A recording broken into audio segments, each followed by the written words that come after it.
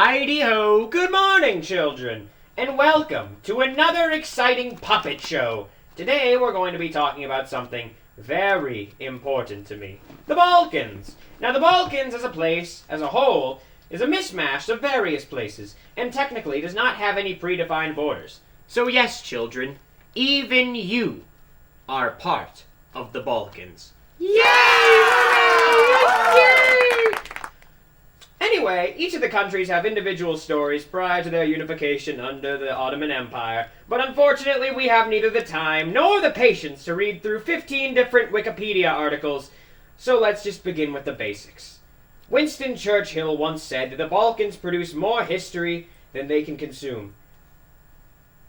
What does that mean? Seriously, we cannot figure it out.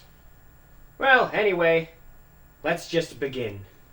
Da da da da da da da da da da da da da da da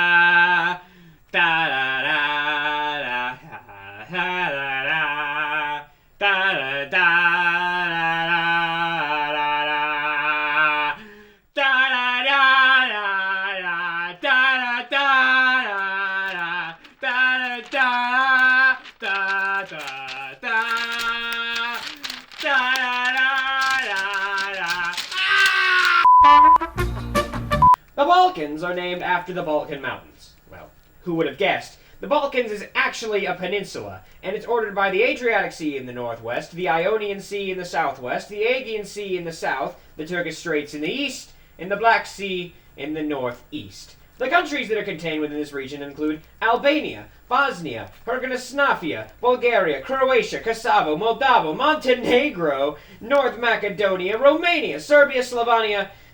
That is too many. Okay, today we will be talking about Greece primarily, as well as some others we will talk about because we gotta fill some time. Jesus Christ, everyone! What have you done? After rebuilding the set, we can now begin back where we left off. Let's start in Greece. The people have been trying to fight against the Ottomans basically ever since they took over the place, but by 1821, the movement, fueled by the Greeks suddenly gaining Enlightenment ideas, as well as a growing nationalist movement, allowed them to finally put a plan of action in place to take down the oh-so-scary Turk. Bro! Where have you been? Well, I've been off studying in Western Europe. Thanks to Greece's flourishing economy, I had the opportunity, along with many other young Greek boys, to go study over in Britain. What's there? I think Africa. I don't think he studied very hard. No, I swear, I picked up on all these really cool ideas. Like what? Rising of German nationalism. No, JK. Enlightenment stuff. It's really cool. Oh, that sounds cool. What do you want to do with that? I can apply it to a nationalist movement. Not the Nazis. No Nazis. But Nazis are bad. But what we will do is take down the damn Turks. Sounds good to me. Yeah, it's gonna be great, bro. Let's go. Yeah! Woo! Woo! Yo, Turk. I go by Ottoman now. Uh-huh.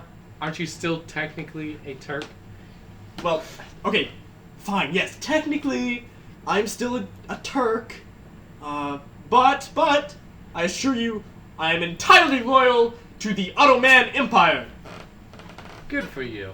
Anyways, I just got back from Africa, right? Oh, cool, yeah.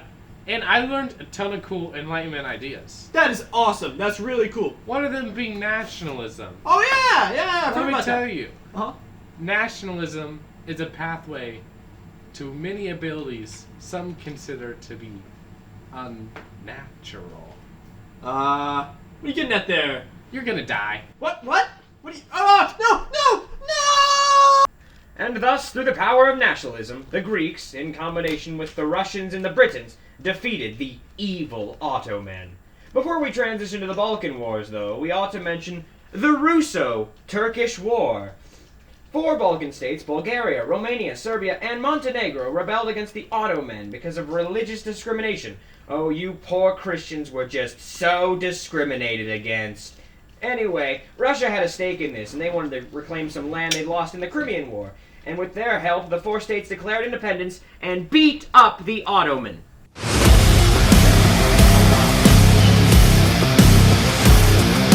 That's enough about the Russo-Turkish Wars, though. Nobody cares about those. Instead, we're going to be talking about the Balkan Wars.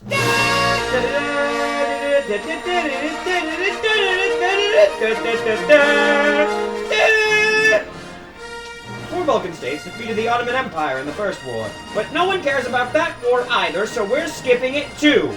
In the Second Balkan War, Bulgaria fought against all four original combatants of the First War, along with facing a surprise attack from Romania from the north. Actually, Dracula, Transylvania was not part of Romania by that point. You're free to leave. I'm so sorry, Dracula. Anyway, the conflicts ended catastrophically for the Ottoman Empire, which lost the bulk of its territory in Europe. The war set the stage for the Balkan crisis in 1914, as shown here.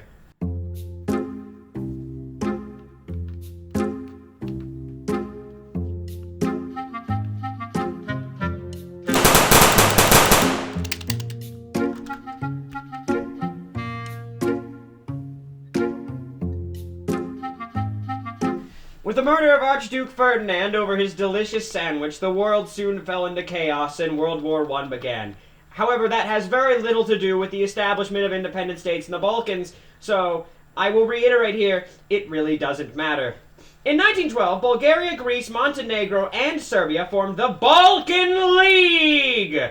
The First Balkan War, that is, if you remember, that's what we are talking about, had three main causes. Number one, the Ottoman Empire was unable to reform itself, govern satisfactorily, or deal with the rising ethnic nationalism of its diverse peoples.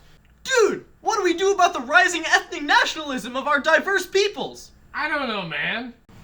The second main cause was the great powers of Europe, like Britain and Germany, trying to impose reforms on the Ottoman Empire. But they were too busy arguing amongst themselves on what those reforms should be, and nothing really ever actually got done. Britain, that is a stupid idea for a reform. Britain? Britain, talk to me. Britain, don't just stand there waving your flag around. Britain! Guys, what kind of reforms are we supposed to be making? Shut up, Ottomans! We're discussing that! We're not done! Get out! Get out! Stop! Leave! We will figure this out later! The third and most important reason is because of the aforementioned Balkan League, who, filled with the national spirit for their people, just really, really wanted to murder some Turks. Guys, you know what? What? We should really kill the Ottoman. Bro, that sounds like a great idea. Yeah! Whoa. What are we talking about? Get him! Ah!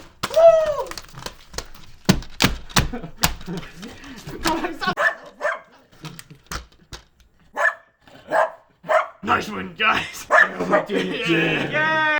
And thus the war came to an end, and through it the Ottoman state, which had been in a subtle decline for centuries, lost a good deal of territory. And after the conclusion of World War I, even more was taken by Britain, France, Greece, and Russia.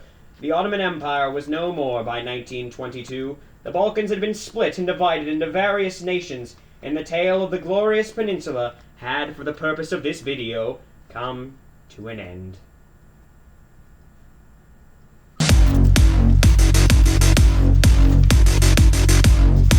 Guys!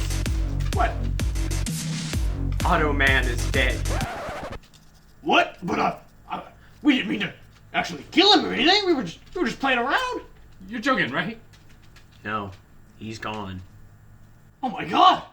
Well, I guess we should have a memorial or something for him. That is the hero thing to do.